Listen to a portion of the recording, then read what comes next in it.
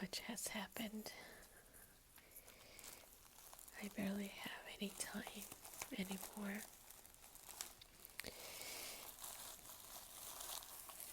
But sooner than later I will have plenty of time and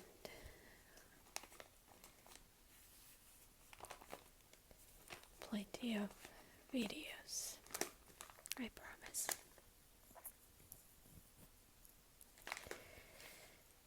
So tonight I'm going to just flip through the Wall Street Journal and just try to find a note, an article of something positive. I know the first part is like old trash, but we'll find something good. And this is from Thursday, August 27, 2015. So once again, I'm not really reading current news. I'm mostly just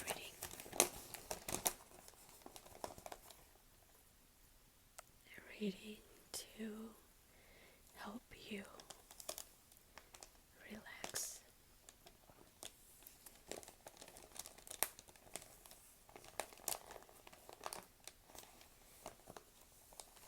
So while I go through this paper, just really briefly let you know that I have been absent because I started a job and my hours have changed, and they're about to change again next week, so that's why it's been kind of, it seems like I have abandoned my channel, but I really have not. And as always, the first section of this awesome paper is mostly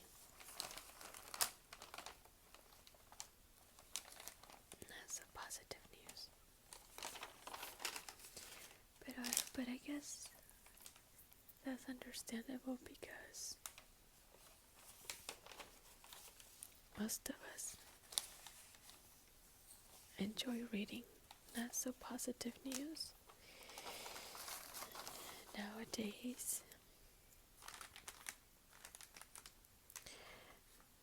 We like to argue a lot, and so ironic because if you have kids, you tell your kids not to argue with you, and yet as adults we argue with anything and everything, don't we?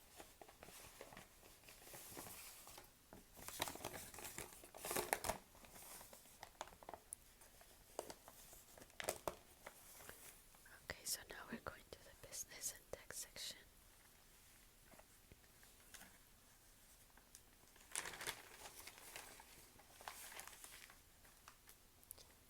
I absolutely love the sound of the paper.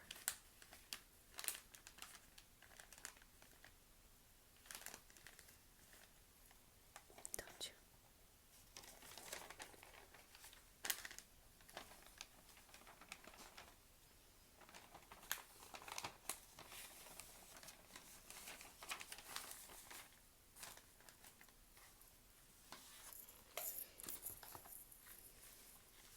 It's funny that this ad for T-Mobile, along with Sprint and AT&T,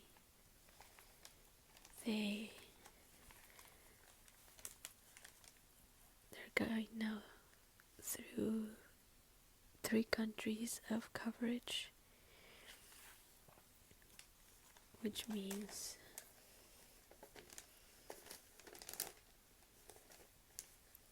unlimited text and calls to and from Mexico and Canada at no extra charge. So basically, these 3 companies are borderless. They have broken the wall of,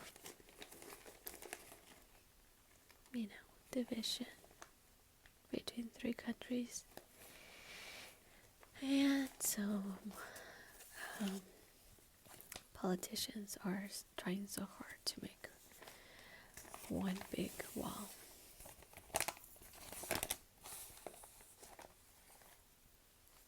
Don't get me wrong, I understand. As humans, we like some sort of power and some sort of boundaries, and we get so stingy. So whatever we teach our little kids not to do, we do as adults. Share. And then when you're an adult, you don't share. You say please and thank yous. And when you're an adult, you forget your please and thank yous. You teach your kids to forgive and to ask for forgiveness. And as adults, we don't care. We teach our kids to treat others with respect, treat others as we like to be treated. And when we get to adults, that doesn't matter. And I'm not saying that's the truth with all of us, but all of us are human. So that's why I just go ahead and generalize everybody in the whole wide world.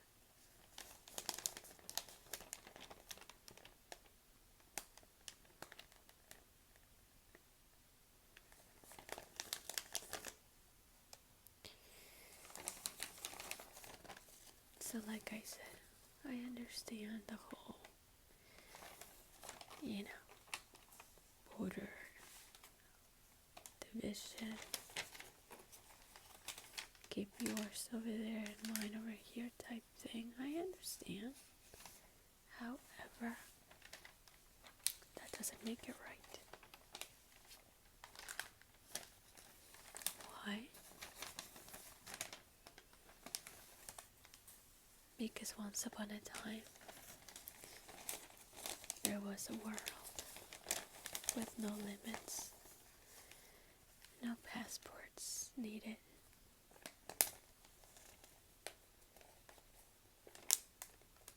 no visas. Once upon a time,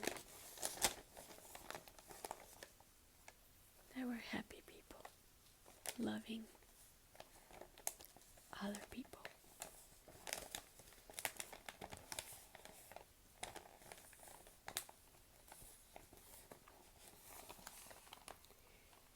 There was one race, human race.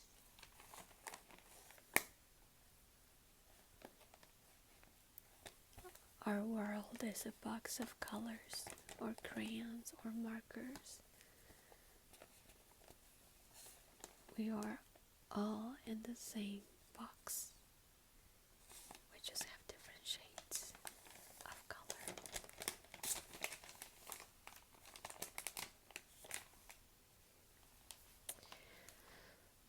But of course, a lot of us don't understand or don't want to understand.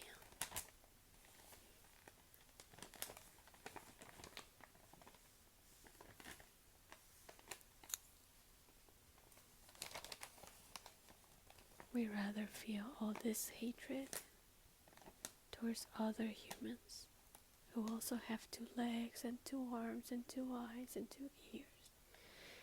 And we have hair just like you and me, and we have toenails, we go to the bathroom the same. We wake up, we go to sleep. Some of us snore, some of us not so much. And we still hate other humans.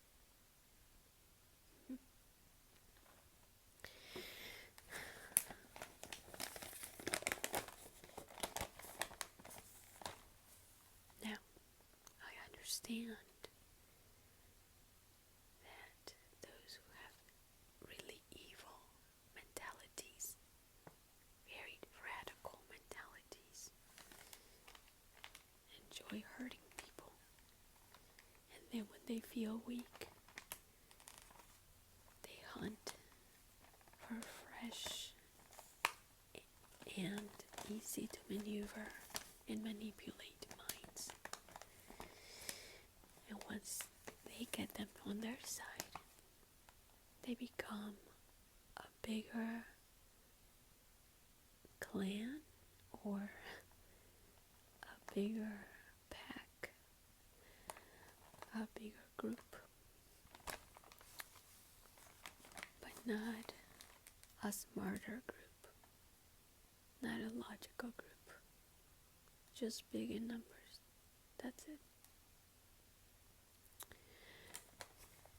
So, because this channel is not about politics or controversy or anything like that, I'm just giving out my opinion, my point of view of what's happening to this world in my own thoughts.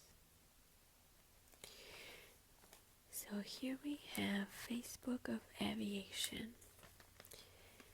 how Flight Radar 24, a Swedish tracking service, made itself essential by keeping tabs on flights in real time. Let's read about that. But before I start reading, let me just get a sip of water.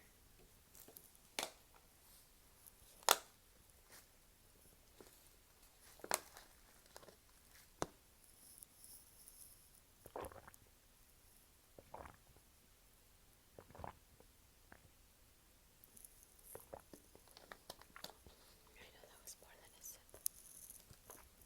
Okay. So, this is the personal journal section.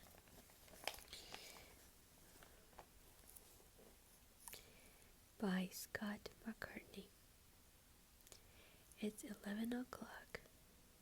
Does your airline know where your flight is? Maybe not. But a couple of aviation geeks who crowdsourced a global tracking network do.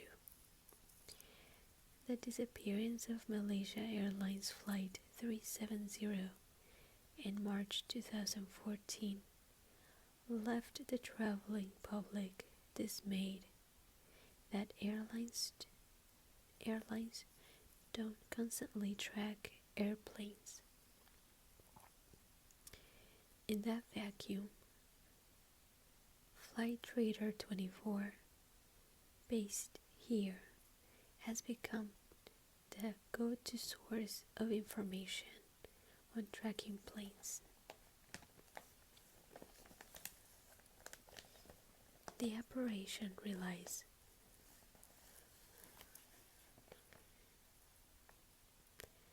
on volunteers worldwide with 7,500 receivers installed on roofs, towers, islands, and ships. Flight Radar 24's website is used by airlines, airports, Boeing and Airbus operation centers, and news agencies. Airport workers use it to check on arriving flights. Car services use it to keep tabs on arriving customers. Want to follow your spouse's arrival time on a flight from Dubai or figure out what just flew over your house?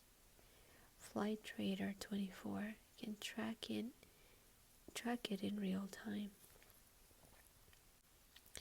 Flight Radar 24 is to aviation kind of like Facebook is to our social media, said Mark Young, a medical evacuation pilot in Montrose, Colorado, I'm guessing, who volunteers in Civil Air Patrol search and rescue missions.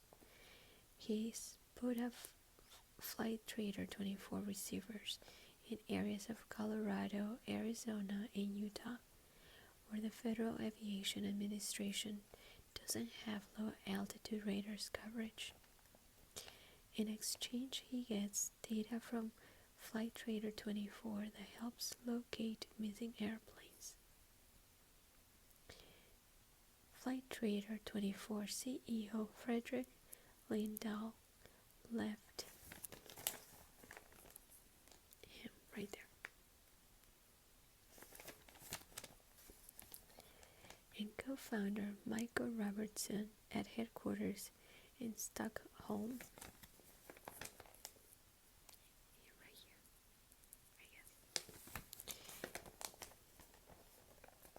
The company's receivers, the size of a smartphone, can save 5 hours of data broadcast by planes overhead. We're using it to save lives, he says. Flight Radar 24 showed how airlines were routinely flying over conflict at the Ukraine-Russia border when Malaysia Airlines Flight 17 was shut down with 298 people aboard on July 17, 2014. And it collected data that first pointed investigators to conclude that a German wings pilot intentionally flew an Airbus A320 into the French Alps, killing all 150 people on board on March 24. Most planes manufactured in the last 10 years, and many others retrofitted with new equipment, transmit their location and a lot of other data through technology called ADSB, Automatic Dependent Surveillance Broadcast. It is a crucial part of next generation air flight control and will someday replace radar, which can be slightly inaccurate and slow by plotting airplanes via the position they transmit. It is already being used by air traffic controllers in some countries, including parts of the US, but widespread use is still many years and billions of dollars away. Flight Radar 24 founders Michael Robertson, 39, and Olaf Lindberg, 38, friends from an early 1990s computer programming society, heard about ADSB and realized they could buy a couple of small receivers, put antennas on the roofs of their houses, one south of Stockholm and one north of the city, and track planes flying over Stockholm. They added the airplane tracking feed to their main business, an airline ticket price comparison search site similar to Kayak that started in 2006. The flight tracking brought visitors to their site. Soon fans were asking if they could install receivers in their homes and add data to the site. First in Gothenburg, Sweden, then in Norway, then Poland. An antenna goes on the roof of the house and is wired to the receiver inside, which connects to the internet and feeds data to the website. Suddenly we had data from 10 receivers and we started to draw planes on Google Maps, says Mr. Robertson, but we had no idea how to make money with it. The duo bought 10 more receivers, which cost a few $100s each, and installed them in far-flung areas such as Greenland and track planes across the North Atlantic and the Maldives in the Indian Ocean. Amateur radio buffs and plane spotter hobbyists contacted the company about installing more receivers. A volunteer wrote software for them that would extract all kinds of data from the ADS-B signal. In addition to a flight's call sign, position, altitude, airspeed, and headings, ADS-B broadcasting origin and destination. If requested by air traffic controllers, ADS-B will transmit data such as settings of cockpit instruments and how much fuel is left. Air traffic controllers directing planes toward London's hyper-busy Heathrow Airport already routinely use ADS-B to double-check pilots. The data displayed on a controller screen show the altitude selected in the autopilot, so if a flight is told to descend to 5,000 feet, the controller can make sure the pilot didn't mistakenly dial in 4,000 feet. In the US, the FAA issued a $1.8 billion ADS-B contract to Excelis Inc., a unit of communications technology company Harris Corp. Excelis has installed 634 ground stations and receivers on oil rigs in the Gulf of Mexico. Air traffic controllers are already using ADS-B over the Gulf, where there is no radar coverage. ADS-B also has been used at select airports to space airplanes precisely behind one another. Jets with the technology can talk to each other and adjust speed to maintain safe separation. Flight Radar 24 was the first to conclude a German wings pilot intentionally crashed his plane in the Alps. The FAA has required planes, including most private propeller planes, to be equipped with ADS-B transmitters by 2020. Once that happens, radar will be phased out. Flight Radar 24 doesn't aspire to be a fail-safe system used to direct airplanes like Excelis, to be used for air traffic control operations. Systems to have to be secure, redundant, and subject to rigorous testing. But Flight Radar 24 and other smaller ADS-B trackers like Flight Aware and Planet Finder have already proven to have broad coverage. In 2010, a volcanic ash cloud shut down travel in Europe, and Flight Radar 24 became the source for news agencies and government leaders to assess the impact. On April 16, 2010, 4 million visitors hit the site and crashed servers. That was the point we realized we could make something more out of this, Mr. Robertson says. They started to invest in receivers and software and developed an app for smartphones that sells for $3.99.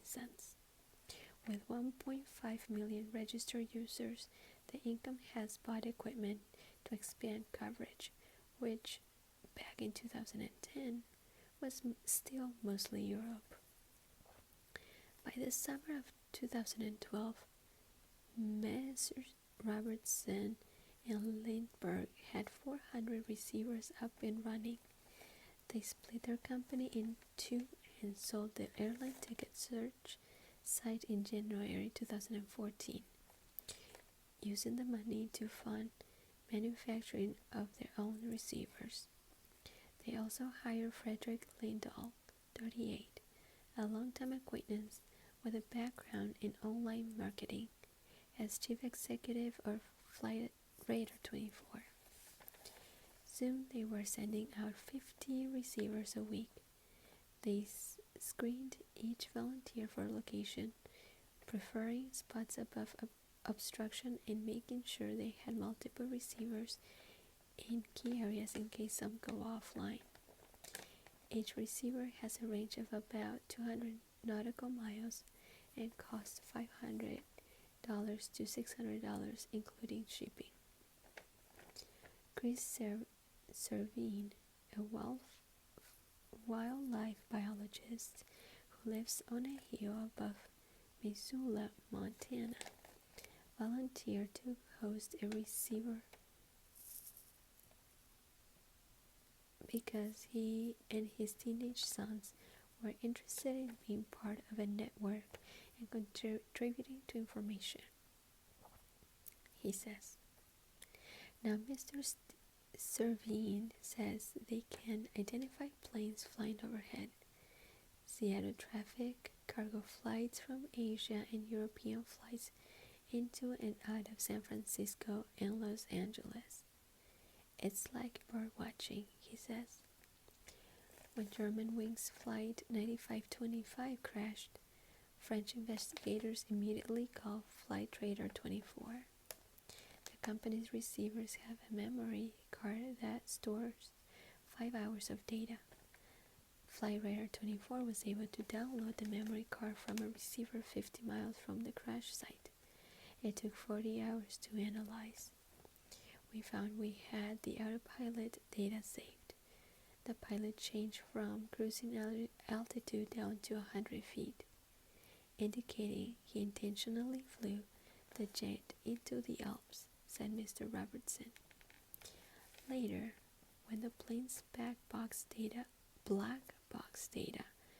recorder was found, Flight Radar 24's conclusion was confirmed. Several systems are competing to become the global standard for official flight tracking, including Aerion LLC, an effort led by satellite firm Iridium, Canada's air traffic control provider Nav Canada, and others. The FAA and Axialis also are part of Aerion, which says is expected to be in service in 2018.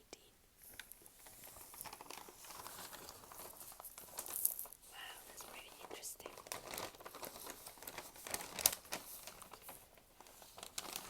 Like I said,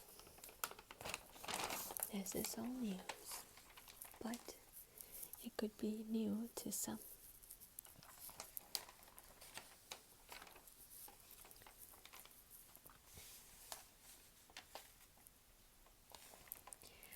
If you have access to the Wall Street Journal, I recommend you to read it. I've mentioned before, it could be a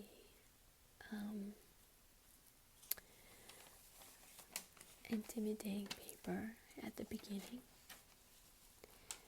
but if you start reading one article that catches your eye, next thing you know, you'll be reading more and more and more.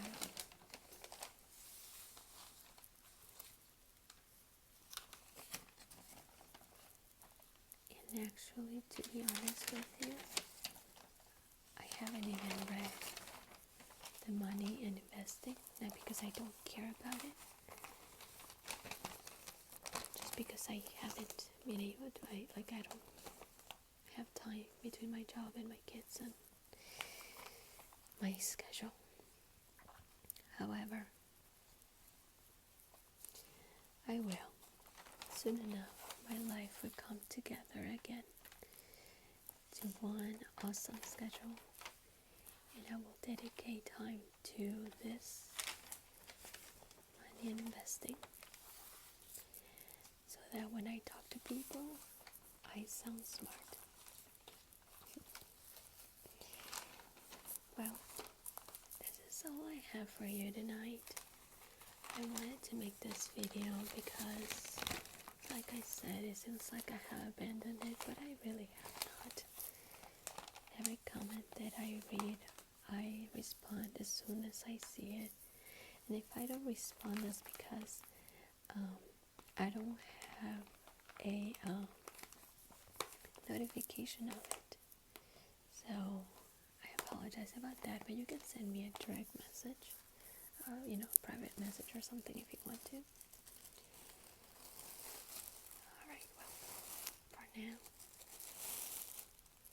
let's go to sleep because tomorrow is another busy day. I hope your night is pleasant, or your sleep time is pleasant.